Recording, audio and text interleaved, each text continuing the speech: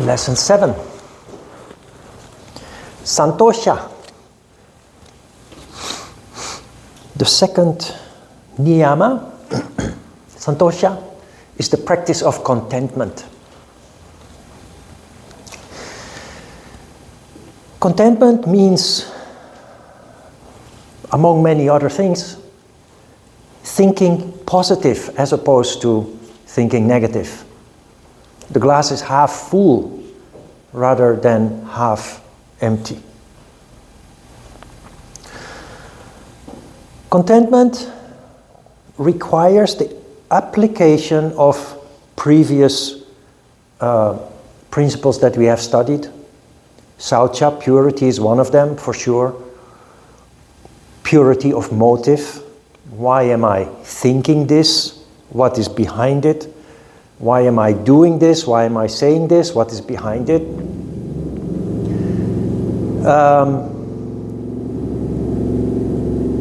They just start just now. I've been in more than an hour and it was quiet. Well, let's practice contentment. Honesty, of course. Truthfulness is very much in play here, but also non-stealing. The way that we look at stealing is taking an object without permission, but denying yourself the peace of mind that you can have by counting our blessings as opposed to looking at what we're lacking. That is a form of theft that we commit upon ourselves. So counting our blessings is important whenever we feel disgruntled or dissatisfied. When things go wrong or we feel that we are lacking something that we desire, counting our blessings is a very powerful tool to undo that restlessness that comes with dissatisfaction, with discontentment.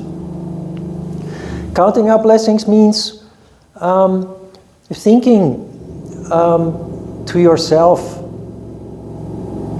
how wonderful it is that you have a roof over your head, while there are many people in the world who don't.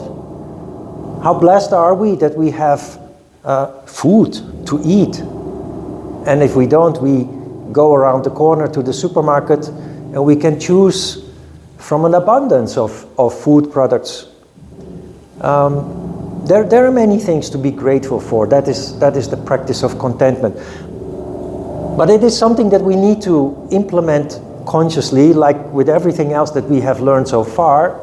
We have a tendency, naturally, instinctively, and subconsciously, to just end up somewhere where we actually destroy our sattva, our peace of mind. Because that is really what this is all about, installing more and more peace of mind by eliminating distractions and disturbances. Discontentment is one of those disturbances. It leads to restlessness mentally, and when we're mentally restless, we're coming to action physically. That is why many people are so busy all the time, because we have to do, we have to achieve, we have to obtain. The more you are able to practice contentment, the calmer you will be mentally, the less physically active you will become, and you will be like a cat. A cat is sitting in its place all day and only comes into action when there is some food, or when a fly flies through the living room, or when they hear a mouse rummaging around in the kitchen. But for the rest of the day, they are in kind of meditative state, contemplative state, just observing with their senses. And they will not move unless it is important. We live in a time of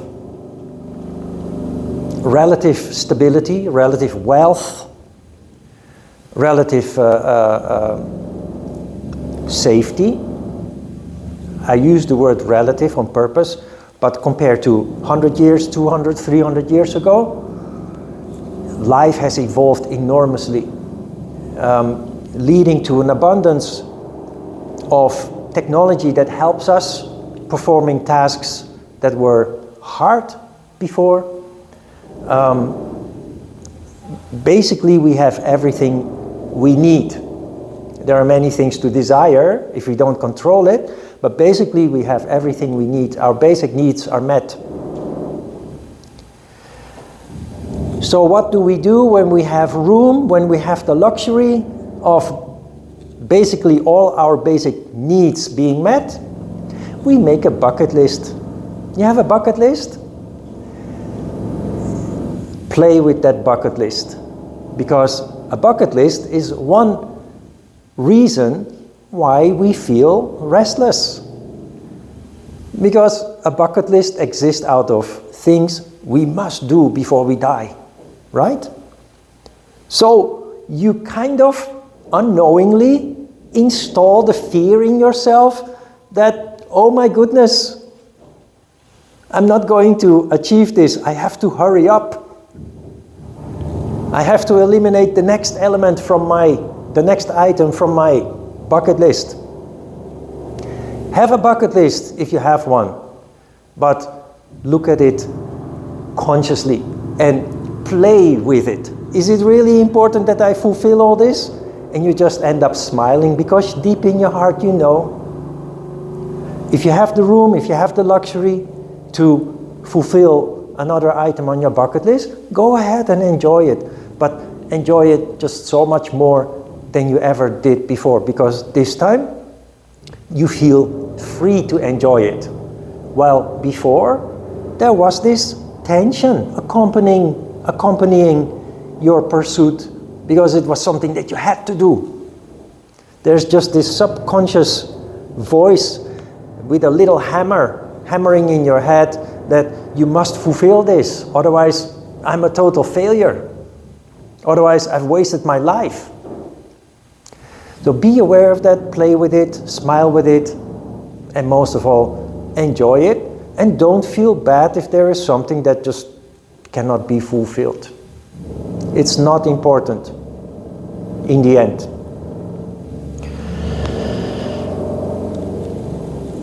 Why is Saucha important here? Purity? Well, contentment. You see on the first page the illustration with the Buddha. It's only one page, by the way. Illustration with the Buddha sitting there in total contentment with this big smile on his face and his belly full of delicious foods. Contentment is kind of a Buddhist virtue. And not only in Buddhism, other religions know the concept of contentment too.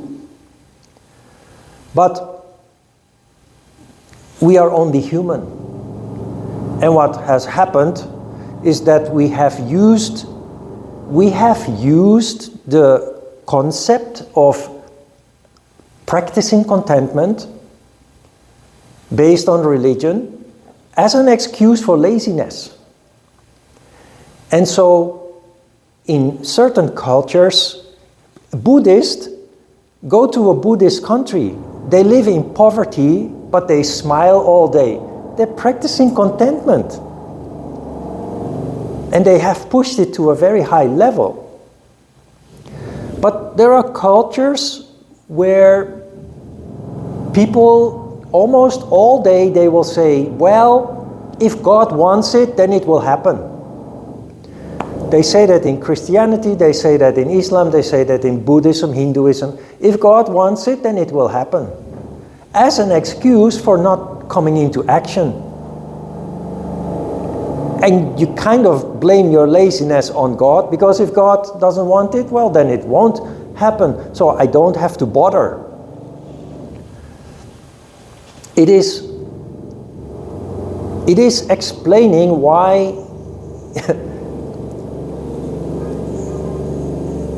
There are countries in this world that when you need something to get done by government officials, you go to their office and they're just twiddling their fingers and their thumbs, and they ask you to come back tomorrow, and you come back tomorrow, and they ask you to come back next week, and you come back next week, and then very frustrating. People are used to it, and that is also why corruption occurs, because you will then just slide an envelope with money under the table to finally get things done. Under the guise of contentment, not being in stress, people have a human tendency to use that as an excuse to be lazy. It is especially among government officials that you see this, because government officials are very secure in their job. So they're not afraid of losing their livelihood if they don't perform properly. And because their boss is also a government official, they all have each other's back. And complaining is of no use. My grandfather also used contentment as an excuse for laziness. My mom grew up after the Second World War, was born after the First World War, after the First World War, and the whole world was in economic crisis after the First World War.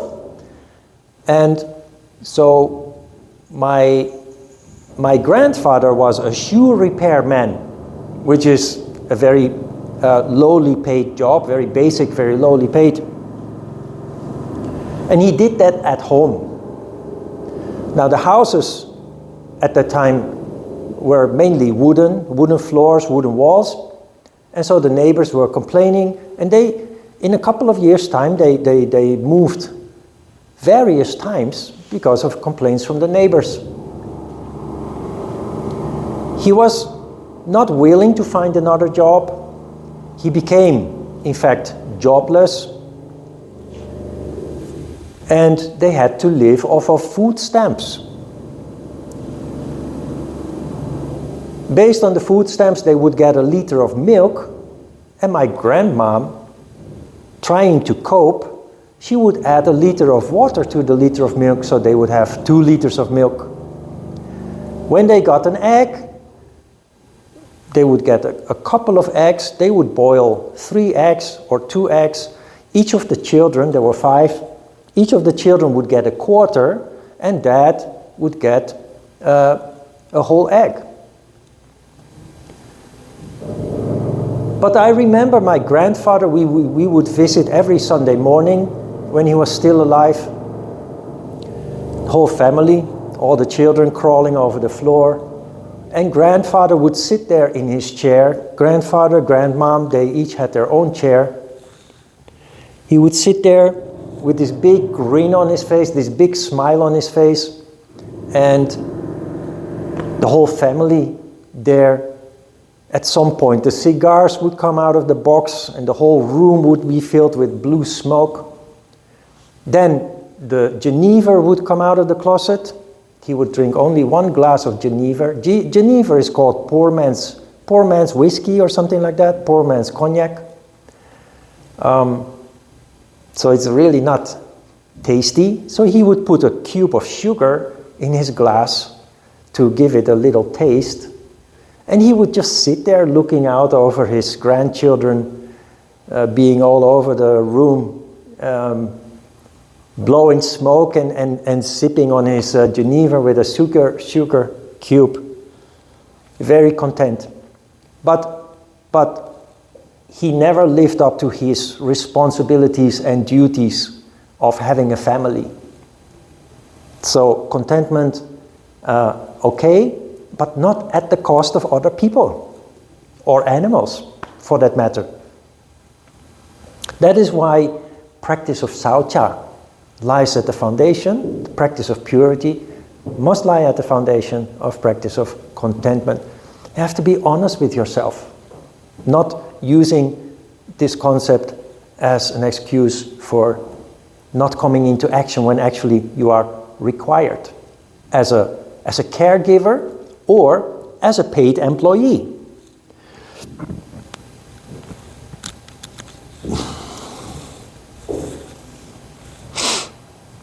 When things happen that make you feel bad, you must accept that it simply is the way that it is. If you can do this, you will be able to feel good even in bad circumstances. I once heard a Buddhist say, "It's just as it is. Just like a glass of water is just a glass of water." We have a tendency to put labels on things, good and bad. And when something is bad, when we label something as bad, we suffer. Emotionally, we suffer.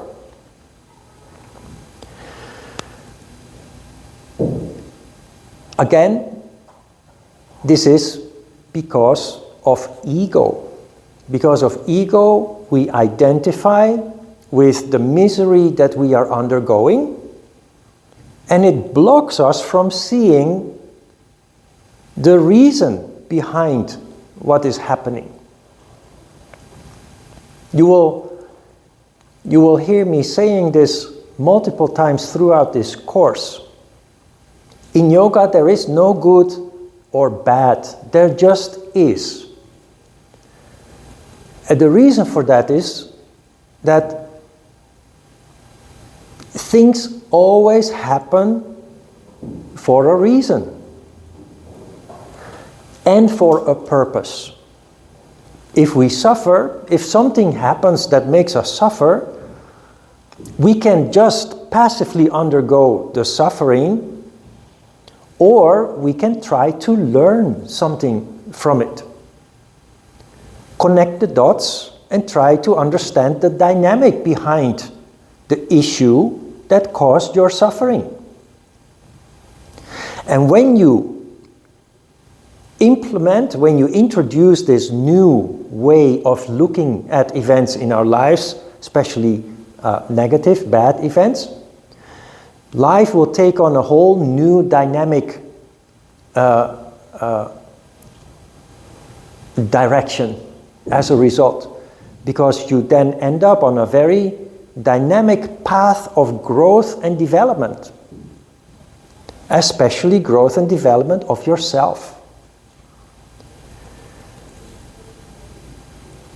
If I look back to the time before I came to Korea, it's 26 years ago, I look at my family, my siblings, I look at friends that I left behind. They're still the same. They really haven't evolved much. Which, of course, is okay. I totally understand. But a human being has a potential. A huge potential that in my siblings and the friends that I left behind is just left untouched. Because they do not use the opportunities that life presents them, the obstacles, the challenges, they do not use those to consciously deal with them and as a result grow because of them. They're just nuisances that need to be taken out of the way, and then we just move on with life as it was before. A yogi, however, starts doing everything mindfully. That is just a natural result of you becoming contemplative as a result of your yoga practice. So it's not something even that you have to implement, it's something that happens very naturally. You become much more and more mindful of the things that you do in life. That means you do every little and big thing that you do now much more consciously compared to before. As a result of that, you learn to see the law of cause and effect. As a result of that, you learn to connect the dots. And that gives you an enormous insight into yourself and how the world around you is functioning and interacting, and in which you are functioning and interacting, that is incomparable to how most other people view the world and themselves. This is a matter of contentment, because dealing with disappointments, failures, conflicts, things going off the rails, going wrong, big and small, our first reaction is emotional, experiencing the pain or the misery. But as a yogi, you quickly switch into the mode where you consciously look at what is happening and why it is happening, what caused it, and what is it trying to tell me. And that makes the big difference. So you practice contentment in a sense that you say to yourself, well, this is just life. Let's just go beyond the emotion, the initial reaction, and see what this is all about. What is it trying to tell me? What can I extract from it? What useful lesson, insight can I extract from this? And this leads to a very dynamic path of growth and development that will continue for the rest of your life, until the day you die.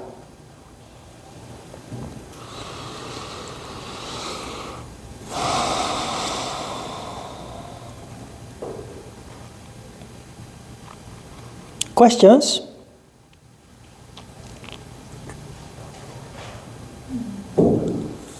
Yeah? Okay, let's have a short break, then we continue with asana.